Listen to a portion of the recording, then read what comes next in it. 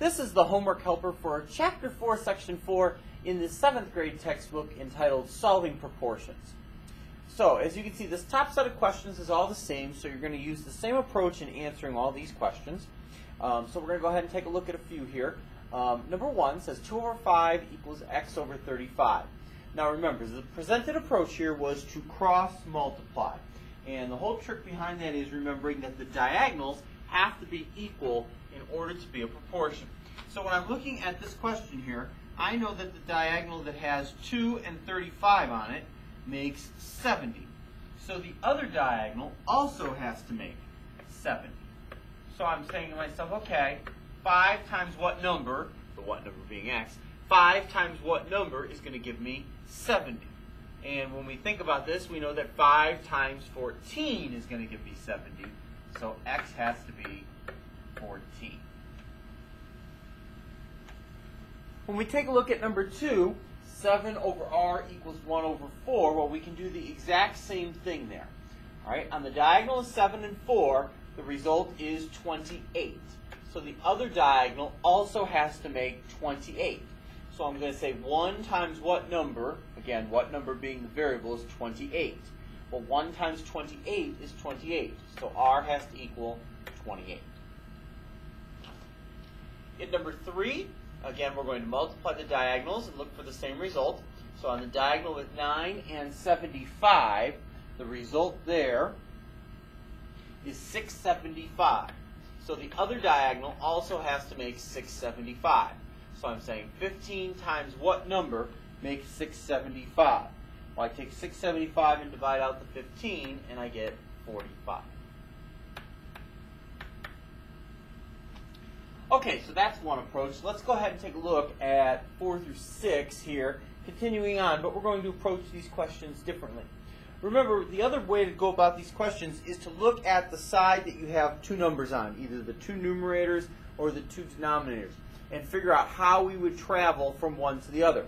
And because these are proportions, that same technique is then going to work when looking at the other side of the proportion here, whether that be the numerators or denominators. So take a look at this one here. In the denominator portion, we've got 3 and 27. So I'm saying to myself, how do I go from 3 to 27? Well, to go from 3 to 27 would imply that I'm multiplying by 9. So I'm going to do the exact same thing in the numerator, multiply by 9.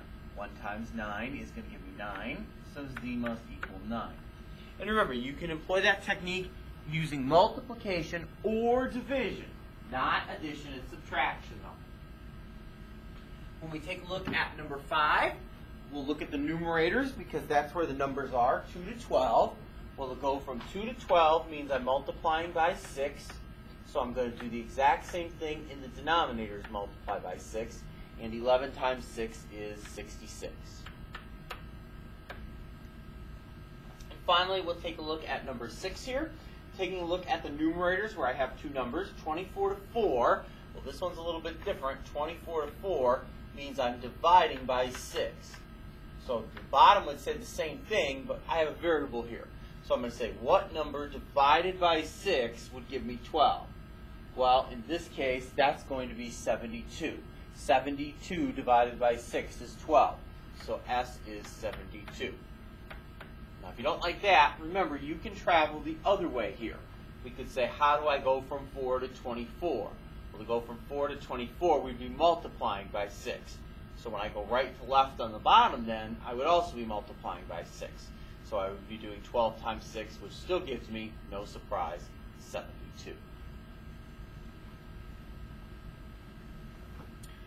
Okay, let's go ahead and take a look at some of the questions near the bottom of the page now. We've got a couple story problems here, and we're going to go ahead and take a look at number 22. It says that 8 oranges cost $1. So we're going to go ahead and make ourselves a little ratio out of that. 8 oranges at $1.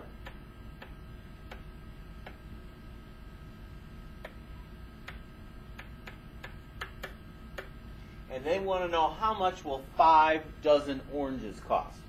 Now, what you don't want to do is now write your second ratio and write 5 on top. All right, realize what the question says. The question says 5 dozen oranges. Right? Well, 5 dozen oranges means 12 in a dozen times 5 actually means then 60 oranges. So the top of this fraction is going to be 60 oranges.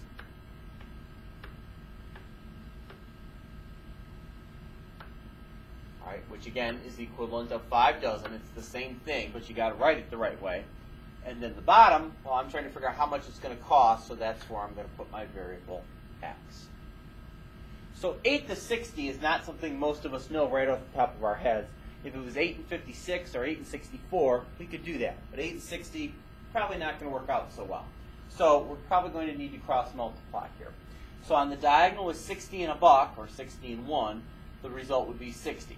So I'm saying, what number am I going to multiply by 8 to get 60?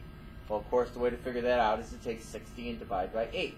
When I do 60 and divide by 8, I get 7.5. So we now know that 5 dozen oranges is going to cost me $7.50. Again, remember what's key here is you make sure you write these ratios the same way when you're setting up proportion. I wrote oranges in the top and dollars in the bottom here. So when I came over here and wrote this one, I wrote it the exact same way. Oranges in the top and dollars is what we ended up solving for, but it was in the bottom. That consistency is key. Remember, you can do it the other way. You can write dollars in the top and oranges in the bottom. Then when you come over here, you got to write it the exact same way. Will not affect your answer, however.